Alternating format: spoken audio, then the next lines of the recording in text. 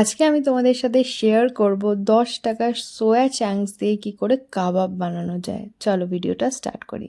Good morning, welcome back to my channel. তো আমি আশ্রিতা তোমাদের সাথে চলে এসেছি নতুন একটা ভিডিও নিয়ে। তো আজকে সকাল সকাল একদম ব্রেকফাস্ট কমপ্লিট করে নিয়েছিলাম এবং প্রচুর সকালবেলা উঠেছিলাম আর খিদেও তাড়াতাড়ি পেয়ে গেছিলো। তো এই রেসিপিটা যদি চাও তোমরা ডেফিনেটলি কমেন্ট করো, আমি কিন্তু তোমাদের সাথে শেয়ার করব নেক্সট ভিডিওতে। তো তোমাদেরকে আগেই বললাম এটা একটা কাবাবের রেসিপি, তো তার জন্য একটা ভালো কুকওয়্যার তো দরকার, রাইট? তো তার জন্য আমি বাজাজের ইন্ডাকশানে আমি আজকে করছিলাম, কারণ গ্যাসের যা দাম বেড়েছে, কি তোমরাও তো অ্যাগ্রি করো না? তো চলো এখন চটপট করে কিন্তু ইন্ডাকশানে রান্নাটা কমপ্লিট করে ফেলি। তো অ্যাট ফার্স্ট আমি জলটাকে গরম করে নিয়েছিলাম এবং তার মধ্যে একটু নুন দিয়ে দিয়েছিলাম যাতে সয়াবিনগুলো কিন্তু একটু তাড়াতাড়ি ময়েস্ট হয়ে যায়।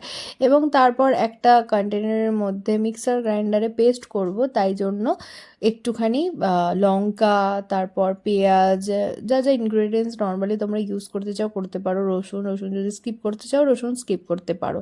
তো দেন এগুলোকে মিক্সারে পেস্ট করে নিয়েছিলাম। তারপর আমি সয়াবিনগুলোকে চেক করছিলাম, প্রথমেটাতে তো সফট হয়নি, তারপর আবার বয়েল করেছিলাম, তারপর একটু সফট করে নিয়েছে। সফট করার পর এইরকমভাবে তোমরা কিন্তু চিপে এর থেকে যে জলটা আছে এক্সট্রা জলটা একদম বার করে নেবে, বার করে একদম কিন্তু ওই কন্টেনারে ঢেলে দেবে। দেন এটাকে পুরোপুরি একদম মিক্স করতে হবে, মিক্স মানে একদম পেস্ট করতে হবে যাতে কোনো লাম্পস না থাকে।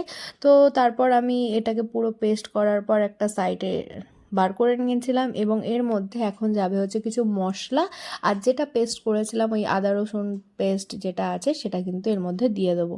তো এর মধ্যে দিয়ে দিয়েছি এবং মশলা কী কী দেবো সেগুলো আমি তোমাদেরকে দেখাই।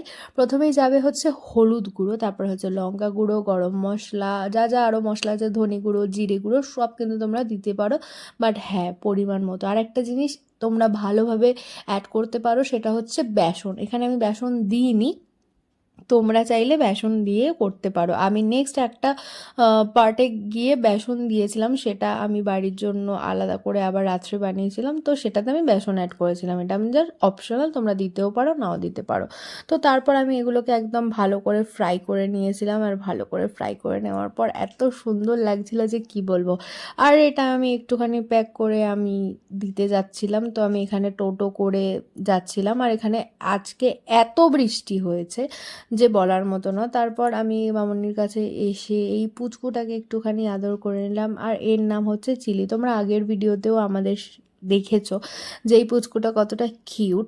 তো তারপর রাত্রে এসে ডিনার করেছিলাম, ডিনারে কিছুই না, রুটি ছিল। তো রুটি তো আমার খেতে একদমই ভালো লাগে না, তো তোমরাও কারা কারা রুটি খেতে ভালোবাসো না অ্যাগ্রি করো, আর তারা এই রেসিপিটা ট্রাই করতে পারো। চলো দেখা হচ্ছে নেক্সট ভিডিওটা।